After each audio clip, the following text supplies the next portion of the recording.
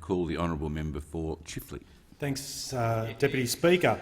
When it comes to broadband in this country, Australians know two things: that we need a modern network, our economy needs it, regional communities need it, future generations of Australians need it. And the second thing they know, and they know deeply, is that every single thing that the Abbott government promised would happen with the NBN isn't happening, and that everything that is happening in this country with the NBN is a throwback to when they were last in government, that they are taking us back to a situation where we had experienced before and a complete inability to get broadband rolled out in this nation. Now, they promised fibre to the node, their version of the NBN, would be at scale and rolling out full speed. Not happening. They promised every home and business would have access to 25 megabits per second download speed by the end of 2016. Ain't going to happen. They promised it would roll out cheaper. It's not happening. It's actually double the cost of what they promised. And finally, they promised that by 2019 the entire network would be built. It's not going to happen. Every single thing they've promised is not occurring. And these are problems of their own making. The first fatal flaw is this, that fibre networks by their very nature take time to roll out and to get the speed of the rollout happening.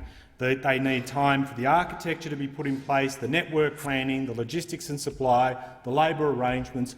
All this takes time to build up, but once it happens, you can start getting the rollout moving with quite a pace. But the minute this government got into office, they pulled the handbrake on the entire process, largely through this cavalcade of review after review after review, and sending the signal that they weren't going to be proceeding in a way that would see the rollout occur by 2021, which is what was originally promised by Labor in government. They took time, for example, to negotiate the Telstra agreement. It took ages for that to happen. And what happened as a result of that agreement? We didn't get an agreement about optic fibre. We didn't get an agreement about a future network. We got an agreement to dust off the old copper network and to breathe life back into an old network that time and again has shown it is incapable of dealing with the modern needs of businesses and homes in this country that require faster speeds. And they have celebrated the return of copper when countries around the world are welcoming fibre. And it is simply ridiculous that we are being seen or forced as a nation to see the entire rollout shudder to a halt. And where are we now? We are absolutely back to where we were when the coalition was last in government. Remember, the thing that occurred under their government is not the rollout of fibre. It was 19 separate broadband plans that attempted to deliver a better network and were incapable of doing so.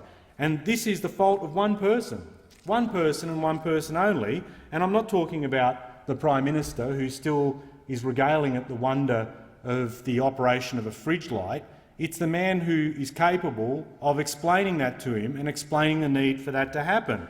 The man who the PM has told us was responsible for practically inventing the internet, and that's Malcolm Turnbull, the member for Wentworth. He's been enamoured with question time performances that are obsessed about Senator Conroy, or want to tell us movie metaphor after movie metaphor and go through the dramatics. But you know what? You do not see, in question time, the Minister for Communications over there explaining how good things are going, because he can't. He can't explain how they're going well, because they're not going well, because on every single measure this rollout has slowed down and ground down to a halt. And the opportunity is that, well, basically they're lost opportunities. They're frustrated communities. In my area, where broadband black spots, and we've worked for ages to get them fixed in suburbs like Woodcroft, where we finally got them onto the rollout map, only to have them taken off the rollout map by this government, then put back on the rollout map, but not the entire suburb that was a broadband black spot being fixed, only half of it, only half of the suburb. So you can go to Lakewood Drive in Woodcroft. The southern side has access to fibre to the home, fibre to the premises, but north of Lakewood Drive doesn't. And time and again I've appealed for Woodcroft to be included. And even if the minister thinks that fibre to the node works, prove it, show it. but don't let communities be stuck with a substandard network that is incapable of meeting their current needs.